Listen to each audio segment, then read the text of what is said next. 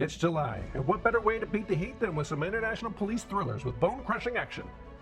We head to Hong Kong, where police do battle against organ thieves. Then we bounce to Korea, where the cops are hunting down a killer targeting wealthy tourists. And we stay in Korea, where police are trying to get ahead of a deadly vigilante out for revenge against drug and organ traffickers. And then we have a Hong Kong-China co-production following police in mainland China meticulously uncovering a large drug operation. Welcome to Watch Assignment, the show where we help you in a never-ending search for what to watch. And this month we're offering 4 Asian police action movies that are instantly available to watch on Tubi and Plex. I am your curator, Mr. Streamface, and here's what we got for July 2025. When it comes to cinematic action, Hong Kong and South Korea have perfected the art of the fight. They're renowned for their precise choreography, raw physicality, and blend of fighting techniques. So much so that US studios are always keeping their eye on the action coordinators from these regions to help give their movie that extra boost. And police thrillers are the perfect stories with high-pressure situations and moral battles for displays of dazzling action artistry. And this month we've got 4 movies that showcase how versatile this storytelling format can be. Our first pick is the gripping Killzone 2, aka SPL2, from 2015, and directed by Soi Chiang. Now don't worry if you haven't seen the first Killzone. This film is a sequel in name only and is a standalone story. We're introduced to Tony Jaa playing a noble-hearted Thai prison guard trying to save his terminally ill daughter, who has leukemia and is awaiting a bone marrow transplant. It doesn't help that when he clocks in to work that he has to prevent an escape attempt by Wu-Tang, who's playing a Hong Kong undercover cop trying to infiltrate a group of organ traffickers. But when his identity is compromised, he's sent to the Thai prison where he clashes with Tony Jaa's prison guard, but also the corrupt prison warden, who is hitting the organ traffickers with the use of his prison. What follows is an amazing story of operatic melodrama, corruption, and redemption, punctuated with outrageous action set pieces. We see 2 sides of the police force here, one that is pliable to corruption and using its power for the monetary gain that comes with aiding organ traffickers, and one that is dutifully honor-bound to take down the criminals kidnapping and murdering people for their organs. Bodies are a big theme in this story, their weaknesses, their value, and the limits they can be taken to. And having the legendary Tony Jaa and his crushingly brutal fighting style combine forces with the precision of powerhouse Wu-Tang, we are treated to a chaotic blend of jaw-dropping spectacle and desperate emotion. But don't take my word for it. It has a 3.6 on Letterboxd, with users saying, mesmerizing. Could have watched Tony Jaa and Wu-Tang fight henchmen for an infinite amount of hours. Engrossing plot, great action, directed with a lot of style, a final showdown so intense you might feel yourself start to sweat. Folks, this is as good as one of these is going to get nowadays. Appreciate it. Our next pick is the hard-hitting The RoundUp from 2022 and directed by Yi Sang-young. Now this is also a sequel, but this time it's an actual sequel of the film The Outlaws, which introduces the main detective and captain featured here, plus some other side criminals that show up. While this movie may allude to the first film, you can easily follow along to what happens here without seeing the first film of the series. Mao Seok-do is a monster detective, played by the magnetic Ma Dong-seok.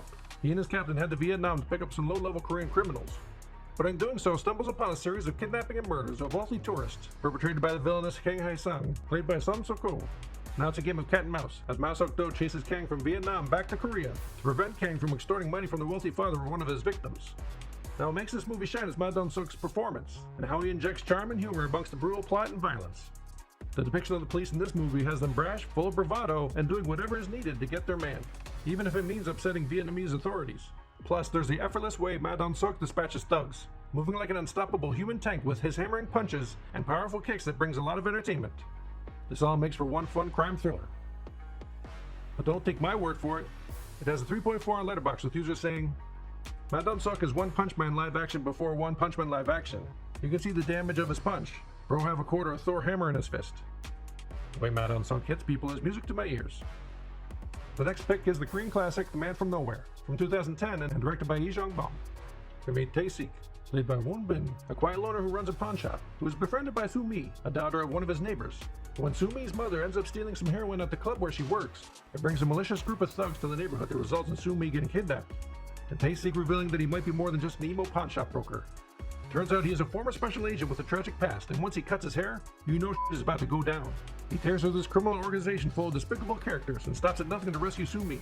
And while the main protagonist isn't necessarily part of any police force, this film still applies to this theme since we see the police trying to keep pace with Tae as he tracks down and exacts vengeance on the people who kidnapped Soo-mi. And once again we're dealing with criminals involved in organ trafficking, this time including kids. But they're also forcing these kids they kidnap to cook the meth into dealing. So you know these guys are the worst of the worst. And it's all the more satisfying to see Won Bin as Tae take them down with lightning quick precision, an amazing fight choreography that was a definite influence on the John Wick creators.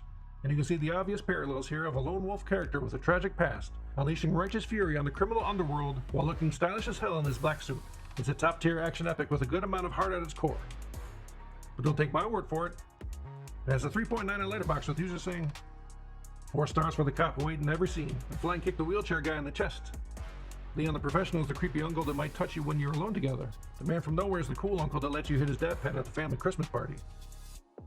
The last pick is The Intense Drug War from 2012 and directed by Johnny To. Timmy Choi, played by Louis Ko, is a low-level meth manufacturer who was apprehended by the police after escaping from a drug lab explosion, and is now facing the death penalty for the amount of drugs he produced. But Captain Zhang, played with Steely Cool by Soon Hong Lee, is offering him a way to avoid his sentence. All Timmy has to do is help them bring down the entire drug empire he participated in. What follows is a slow-burn, high-tension story of process, procedure, surveillance, and trust. Johnny To crafts a methodical and relentless thriller that shows the battle for control that both the police and criminals are involved in. Zhang has a whole army of highly equipped undercover officers and tiny hidden cameras at his disposal. And even with that, they heavily rely on Timmy's information, because one bad piece of intel can totally upend their operation. And it's all because the criminals have their own processes and techniques they follow to avoid detection, and they need to see acts of loyalty and power before they partner in any deal. And Louis Ko is great at portraying the desperation of Timmy, who is caught between the choice of a death sentence or providing Zhang with information and watching his family, who are part of the drug empire, get taken down. But while the action is sparse in this film, the stirring plot is all set up for the moments when the violence inevitably erupts, and you're left with a procedural pressure cooker that is icy cool and impeccably crafted. But don't take my word for it. It has a 3.8 on Letterboxd with users saying, great movie to throw on during a snowy winter afternoon. Wrap yourself in a comfy blanket, sip on a warm cup of tea, and learn precisely how to help someone suffering from an acute cocaine overdose. Impeccably stylized action film from the To. Distinguishes itself through a sympathetic view of a condemned man who helps the police with his life on the line. Ending cast a chill. So you ever watch Assignment for the Month?